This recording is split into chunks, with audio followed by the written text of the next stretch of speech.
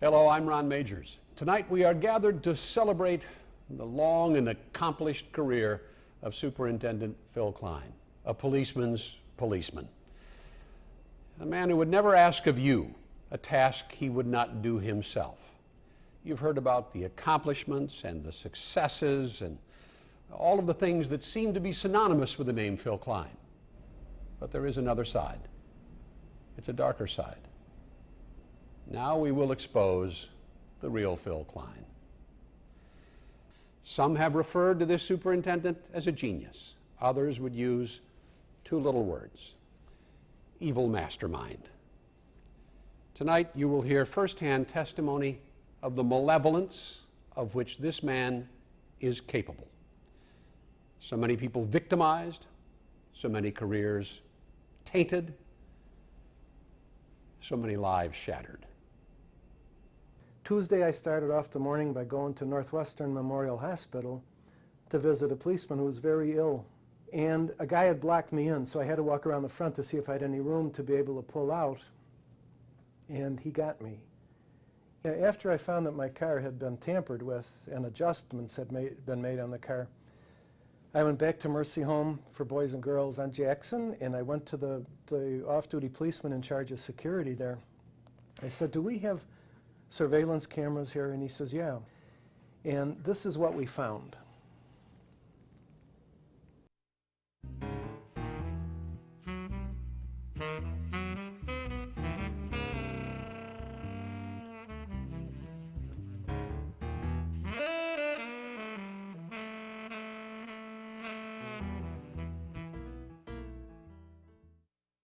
What I find especially disgusting is what another security camera found after he finished his deed. You'll find that he walks back inside the building and with a great sense of satisfaction adjusts his belt. And this is what we found on my car. The plate's Ass Man. Now, I'm a representative of Almighty God here on earth, as everybody knows, and a man of the cloth, and I really should be above this kind of foul mischief. But it wasn't to be. The man ain't right. There was one, we were all assigned to DEA, so Phil and a group of other people were sitting in the office at the federal building, and they heard me on the air. So that was all he needed to just figure out something evil to do. So they start handing a portable radio around to all the people there, acting as if they're conducting a narcotic surveillance. And they direct the surveillance right into my driveway. Now I'm on the radio, I'm panicking. I'm saying, "Phil, that's my driveway. He's in my driveway." And then he gets on the air and he says, "Well, wait, they're both out of the car and they're going towards the house." He says, "Well, there's somebody coming out of the house now. It's a woman. We can't get a good look at her. She's walking up to the two men." Now I'm on the air. I said, "Phil, that's my wife. What's going on?" And he says, stand by a minute." He said, "Both of them are on the front sidewalk, and she's walking up to them, and, oh, now they're kissing her." At one point, we were sergeants in the narcotics section, the old Vice Control Division narcotics section. One particular night, I was designated as the watch commander. So I'm in the office, and I'm sitting there and doing whatever it is that I was doing at the moment. So what happened was Phil Cline snuck in a back door. There was a back entrance into the office, and he tosses in a brick of firecrackers, and these things go off. And everybody's hitting the deck, and they started calling communications, shots fired on the 13th floor. Well, naturally, Cline, as he would always do, he'd do something like that, and then he'd skedaddle, he would run. Well, he ran and left me there holding the bag. I knew all the time it was Phil Cline because there was nobody else who would have done anything like that. 1998, I was involved in a serious accident, and I was fortunate enough to receive blood from Life Source, and they asked me to be a spokesperson for them. Anything they need, I'll do for them. My face was on billboards and posters from the Wisconsin border all the way to the Indiana border. He told me that he was called down to the mayor's office, and he was asked if I was going to be running for office. But all of a sudden, there was bumper stickers that were appearing all over that had my picture on there from LifeSource. And it said, "Had enough, Risley for mayor." He's been involved with animals before. There was an incident where he came into his office one morning and there was a chicken wandering around in his office, a large white chicken, and it was defecating all over his desk and all over the office itself. He tried to shoo it out of the office, but it didn't want to leave, so he finally walked down to the end of the hall where the elevator is at, pressed a button and kicked the chicken into the elevator and sent it down to the first floor, which is the 5th District. After about a half hour, the district commander called up. Cline assured him that he knew nothing about it, but he thought it was a conspiracy because the chicken couldn't have reached the buttons on the elevator himself without some help. One night we went into Miller's, ordered some food, and he never knew what he was doing. He was always doing something, so we were always on guard. But there was a new manager, I think, in there that night. And if you're familiar with Miller's, they have all the movie stars on the wall, Frank Sinatra, all the celebrities and their pictures. And Cline somehow convinced this guy that we were the rock group Alabama. We stood up, took a picture, and I think the picture went up on the wall for a couple days until the guy realized we weren't the rock group Alabama.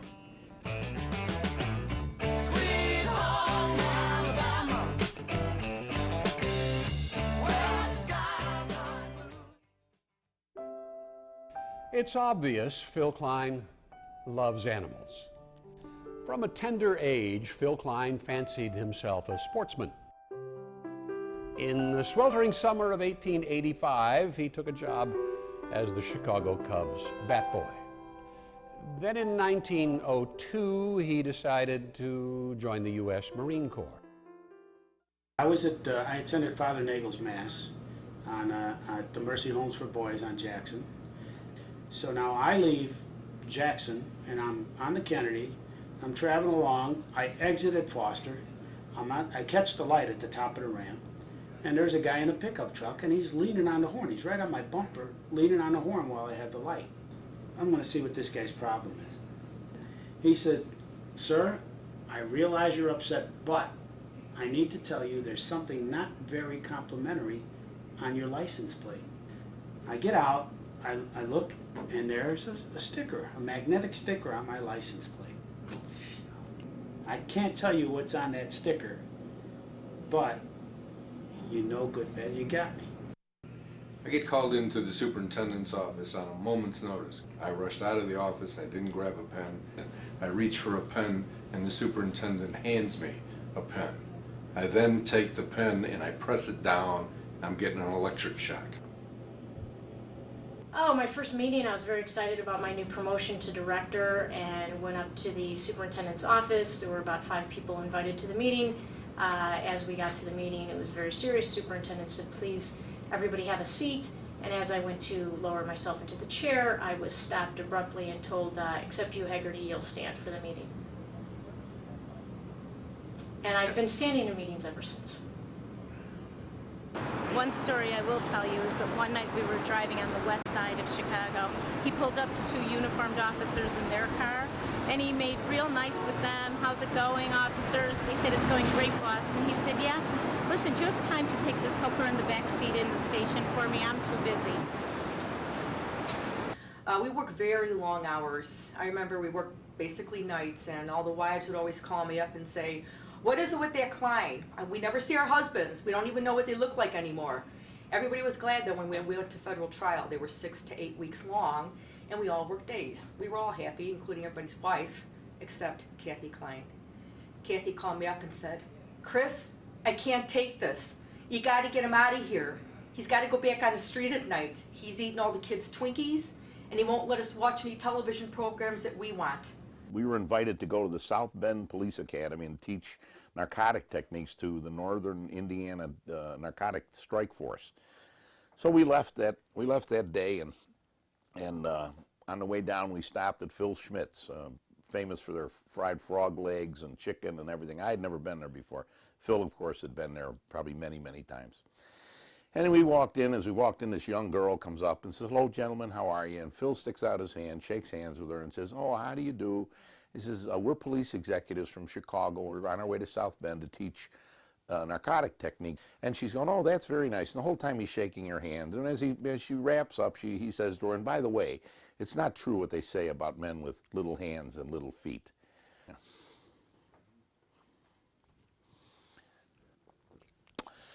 It was Christmas morning, 2005. It's kind of a, in the Christian churches, it's a very special day. We had the Mass for police officers that Sunday. There was quite a good crowd there, and I was in just a great mood. I thought we had prayed well together. I went back to the security guard. I said, "Do we have a security camera coverage of where my car was parked?" And he says, "Of course." Anyway, a black Ford Explorer pulls in, which I recognized as the superintendent's vehicle. And he pulls in, and he goes to the back of my car, and he does something. I think it's out of camera range. But what he did after Mass. He had parked on the street. He was about to go home, and he couldn't leave the opportunity pass to get at my car. He has no control. So he goes to the back of the car, and when I went to the back of the car later on, this is what I found on my back bumper.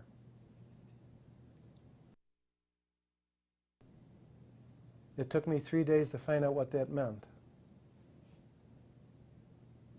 My pager goes off one day at 4:30, and the superintendent asks me if I can come down to police headquarters. We have a car that we confiscated from asset forfeiture, which you can use until we can get you a better set of wheels. So we all go downstairs to the front of the building, and there is and then there's a gentleman, a policeman, standing next to the car in full Arab headgear with sunglasses and a mustache, and the superintendent introduces me to Muhammad Abdul. I'm appreciative that I have a set of wheels that runs. And he went and he made up on a piece of paper on the side of the car, Rabbi Moshe Wolf, police chaplain. So he looks at the car and says, "How do you like it?" I said, "Thank you very much, I appreciate it." He says, "Would you like to get in?" Unbeknownst to me that they moved the seat all the way to the front, and the car is small enough as it is. So I get into the car, I jack my feet up, I try to get into the front seat, and trying jiggling my feet to get under the steering wheel. And he says, "Well, Rabbi, how do you like it?" I said, "Thank you very much. I'm appreciative to you and for the department for getting me a set of wheels." He says, "Well, come on out." Well, now that's already a different job. So I got to take the left leg and I bring it over to the top, and Father Tom here kind of helps me. We get up, and he says, "Well, what do you think?" I said, "Boss," I said, "thank you so much." And I said, "I appreciate what you've done for me." Then he says, "No, that's not for you." He says, "Look down the lot." And then I realized I was taken. So he got me. He got me hook, line, and sinker.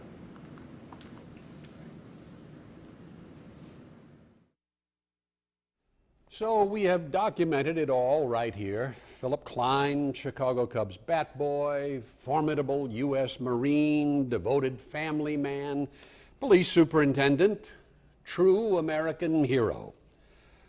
Or clergy defiling, animal abusing, woman hating, sexual deviant. You decide.